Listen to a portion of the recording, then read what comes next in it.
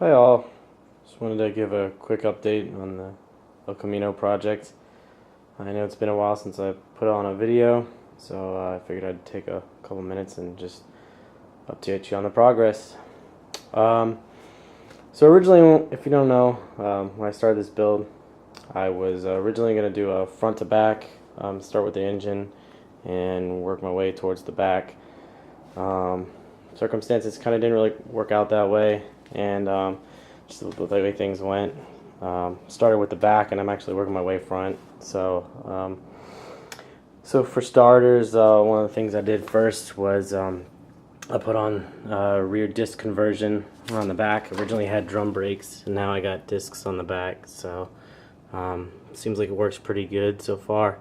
I'm not sure how the bias is set, but I think it's working out pretty good. Parking brake was a real pain. It's kind of stiff sometimes, but I adjusted it a couple times and got it to where it's decent. It's still pretty heavy when you try to use the parking brake, but it's good enough. It at least stops the car, so that's all that matters, I guess.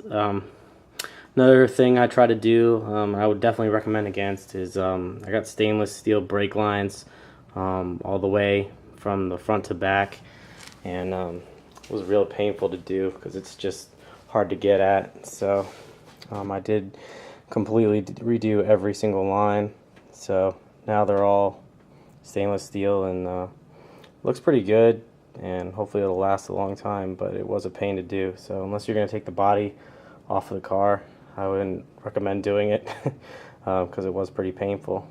Let's see what else. Oh yeah, so when I was doing the back, since I had the wheels and axles out anyway, I know it looks kind of, you can't really tell, but I did put a new limited slip differential in. The car originally didn't have one, so I put one in, and also put in new gears. I think the stock gears were 241s, and I put in 342s. I didn't want to go too high just to keep street drivability with the original transmission, but kind of didn't really work out that way anyway. So yeah, so good segue. Originally it had a I guess I'm not really sure what this is. I think it's a Turbo 200, but generally it's about the same as a Turbo 350. So they're very similar transmissions with the gear ratio, I believe. Someone correct me if I'm wrong, but this was originally what was in it, and with that rear gear ratio that I put in it, it was just screaming when it was going about 55. So what I had to end up doing was I had to put in a new transmission, which I planned on doing anyway, but kind of had to jump the gun on that. So let's see if you can see it here. So this is actually 700 R4 I got out of a 90s Silverado, I want to say. It was a real pain to try and do it, just put the transmission in, like physically, but because I had to cut the exhaust, as you can see. Obviously that was my own fault for getting dual exhaust. Cross member wasn't too bad. I think it only moved back like maybe about an inch or so. So originally there's these two holes, if you can kind of see. These two holes were where the original cross member bolted, so I had to slide it back and drill out a new hole, and it just mounts just in that one hole. So not ideal, but it wasn't too much. Drive shaft wise, I don't know if you can see it back there. Probably not. It's kind of hard to see, but drive shaft wasn't too bad either.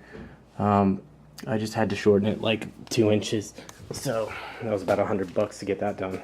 Have it rebalanced and all, but so that it was totally worth it though, because now I get that extra free weight gear. So it's an overdrive transmission, and it cuts the RPMs down quite a bit. So that's I can actually drive it on the freeway again.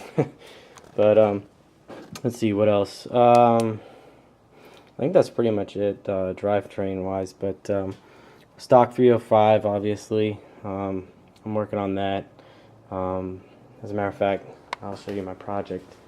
This is a long-term project, but I got this out of a, actually I got it off of Craigslist. I didn't actually get it out of anything. It's a 5.3, not sure what the engine code is, but it's just a 5.3. Came out of a, guy says it came out of like a 08, 07 Silverado. It does have the displacement on demand, so you can kind of tell by the valley.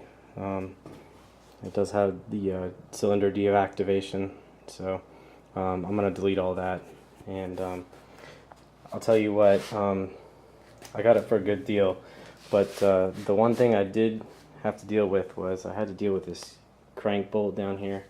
I'll show you that. This thing was a real pain. I'll tell you what, I tried everything to get this out. I tried cranking it with an impact socket. I tried cranking it with like a 4-foot pole. That's kind of see over there, but it's that scraper over there, and a breaker bar, and it just would not come off. So finally I just took it to a shop and had them take it off, and they got it off with probably like a 3/4 or something wrench, impact wrench. So it was real painful, but anyway, so started taking it apart, got the heads off, flywheel off, so on. I do have a Z06 cam in here. It's kind of in there, see it. Not sure what the specs on it are, I don't remember.